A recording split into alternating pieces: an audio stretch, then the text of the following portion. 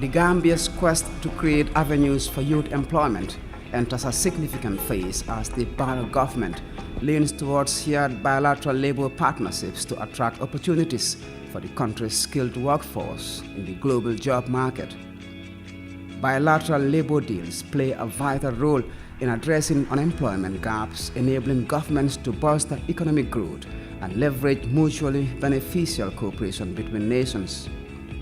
Bent on transforming the economy through a highly skilled population, investing in youth enterprise and innovative capacity, the Gambia government is prioritizing policies harnessing skills development across multiple spectrums to prepare the workforce for industrial ventures in a new digital era anchored on creativity and innovation. We've signed 3 of them now. 3 of them have been approved by the cabinet and 2 have been ratified by the National Assembly. We are hoping that the 3rd one, which is the Spain one, should be in the National Assembly soon. Currently we have launching 4 private recruitment agencies that will be responsible for the recruitment of Gambians who are interested to work in Saudi. We also receive a 2-man delegation from Saudi, and we have had a very fruitful discussions with them. They have a system, they call it Masood. It's like a digital recruitment system that all the details of those who will be recruited will be fed in that system, and it's live. For skilled job seekers, this venture facilitates access to gainful employment in more job-intensive and innovative-driven markets, delivering alternatives to irregular migration through skills exchange. Decentralization, we've seen the advantage of doing it so that youths can stay in their communities and work. And with that, it can also curb illegal migration. And skills training, we know that when young people have it, they can stay wherever they are, as far as it's hands-on, to be able to work for themselves. So if government is also playing their quota in that would be really great, because we needed more skills training in the rural so that we can get a lot of young people in that. We are also working on the public employment services. These are going to be programs that we'll be working with development partners to mobilize resources to be able to come up with programs that will support people both in skill development, entrepreneurship, and also certain economic activities that they will be recruited to be undertaken. Labor treaties centered on knowledge and skills transfer have seen monumental advances around the world, with more diverse economies sourcing ideas, innovation, and human capital from multiple backgrounds to amplify growth. The Gambia government has signed several labor agreements with Spain and Middle Eastern nations, including Saudi Arabia, to enable pathways for more employment for the country's skilled workforce and youth seeking viable opportunities away from home. The way we want to approach this is to work closely with the Ministry of Higher Education. They are responsible for skills development. And we know very well that this country has a lot of skill centers now. But we must work to achieve 2 things at the same time. You want to provide adequate skills for the domestic labor market so that we do not run out of skills. We want to still have nurses, we want to have teachers, we want to have drivers, we want to have builders in the country. But because we cannot stop people from traveling with those skills, we should be replenishing as they are leaving, as they are departing. We should be replacing them. One of the reasons why that local committee, which is helping the minister with ideas, will include the USET. Used to be GTTI, now it's USET. It's a member of the committee, and that is to link skills development to the scheme, so that as we are losing them to other countries, we are also providing training to replenish them in the system. There are a lot of schemes that are already in place. We have the Quebec scheme. We have seen a lot of also diversification at the university to produce skills, and also we have seen also the private sector also taking the lead the like of the cruise ship, also building skills and also supporting young people to migrate legally. We also see the development partners also complementing the efforts of government to ensure that young people get the right skills to be competitive in the global and also national market. We are not looking at high-skilled people. We also want to see people stay in the country to take up jobs. But those who we are targeting in this case are low skill or virtually no skill. And then where there is no skill, we train you for the purpose of the contract they are going to be engaged in. So in essence, we are looking at low or zero skill, and then this is why in fact there is a training component in the contract. With new breakthroughs, easing access to technical vocational education training and digital expertise needed in emerging markets.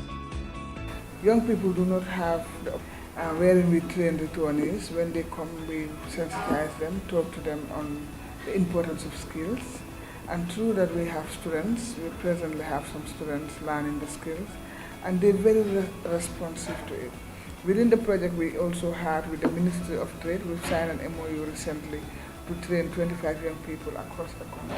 And doing that we have also identified 30% of our trainees are returnees. And they're very good with attendance, and they focus on doing it.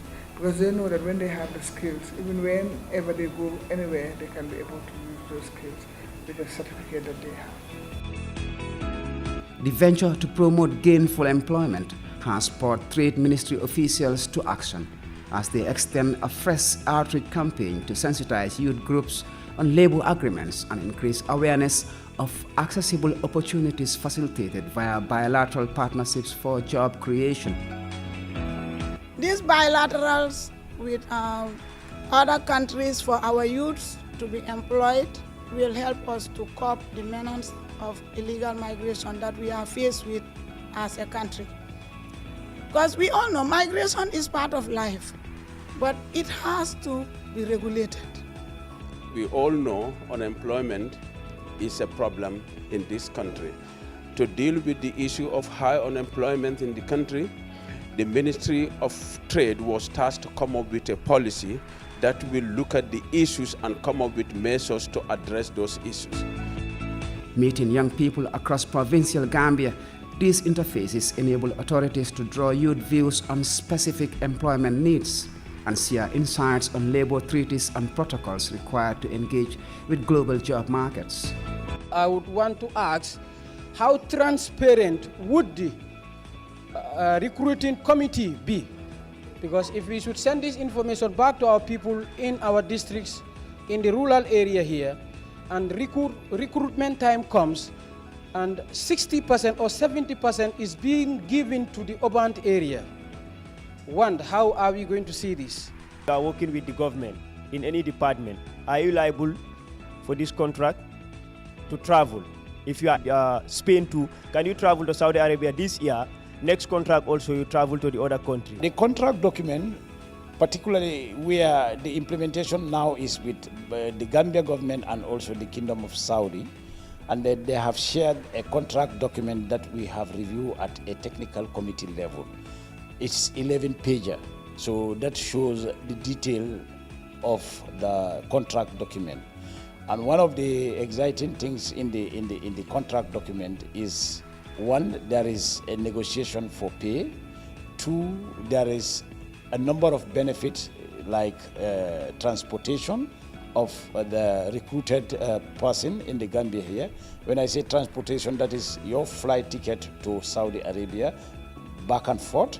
And then there is also the documentation, all the costs related to documentation. That includes your passport, that includes your medical examination certificate, that also includes your training, that also include your police clearance. All those costs are things that are going to be taken up by the employer.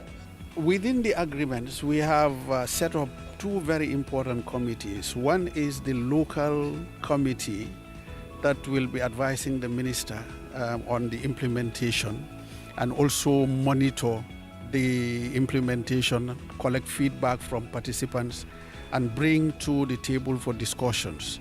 The second committee is intergovernmental.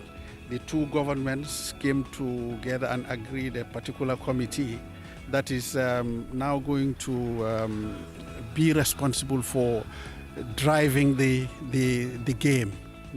And by that I mean that committee will be the one reviewing the agreements where necessary, amending it where necessary, changing the rules of the game where necessary, violate the provisions of the agreement. Where there is a problem, of course, the government, through the embassy, will engage the Saudi government on a bilateral arrangement, and then once they discuss, unless they are not able to reach a consensus, otherwise they will escalate. To promote labor diversity and a viable skilled sector.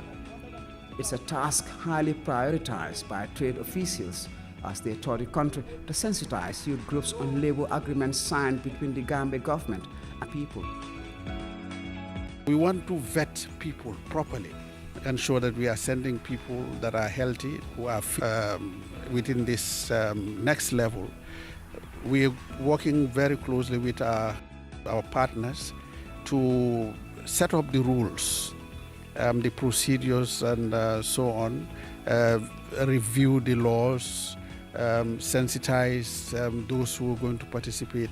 That's basically what's going to underpin the pre-departure training program, for them to understand the cultures of the countries they are intending to go and work, the religious requirements. The Gambia is going to be represented by the embassy in Saudi Arabia.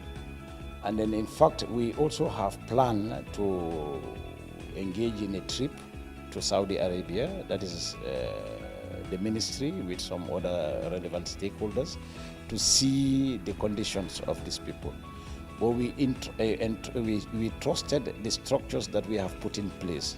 One of the structures is a platform where we register all these domestic workers, and then we will also input all the important information about individuals that we have recruited for this purpose. And then this platform is something that is accessible to the Gambia government, is also accessible to the Saudi government, but equally accessible to the embassy of the Gambia in Saudi Arabia. These steps join a raft of policy schemes being implemented by the Gambia government to nurture a labor-friendly environment through the Ministry of Trade, which is expanding strategic frameworks and reforms to accelerate economic growth.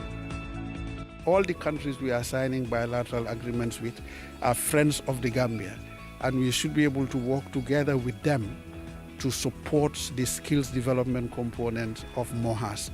And I think that's one area I'm looking forward to in the immediate future, to ensure that we have equipped these skill centers. There is the opportunity of remittances, because already the Gambia has made its own mark in the remittance market. And we hope once we also try this bilateral labor agreement, we'll see that figure rising up. Government of the Gambia recognize the potential and the opportunities of migration. Diaspora community all over the world are doing wonders to support the Gambia, and through their intervention, we are proud to say that we are meeting our SDG and NDB target. Although we have seen a lot of opportunities on the diaspora community and migrants supporting home, we also have registered a lot of challenge, especially with the irregular migration. And this government is managing it through the National Coordinating Mechanism, which take the whole of government and whole of society approach. And we have 8 thematic working groups. And all these thematic working groups work towards achieving migration management and governance. For the project, I talked to them about giving them seed capital after the training, which is in the pipeline, and hopefully the Ministry of Trade will look into that, because we cannot just train them and you leave them to go back. For us, our slogan is to get youths off the streets. When we get them off the streets, it means we bring them in-house, give them trainings, quality training that they can have on hand, and then go out there and do something for themselves, be entrepreneurs. But if they finish and still do not have the seed capital to get the equipment needed to continue the work that they've learned, that will be a challenge. So we're discussing with the ministry on that, and I'm very hopeful that it will turn into that. Coming at a period of significant commitment to sustain growth, these policy reforms are expected to mitigate the current irregular migration crisis and discourage youths from journeying to Europe on perilous high seas, claiming hundreds of lives every year. The challenge of irregular migration, the Gambia has lost lives, and some of the participants, those who have participated in this back way, some had injuries, some had some psychological issues, and then even there are few who managed to pass their way to the destinations.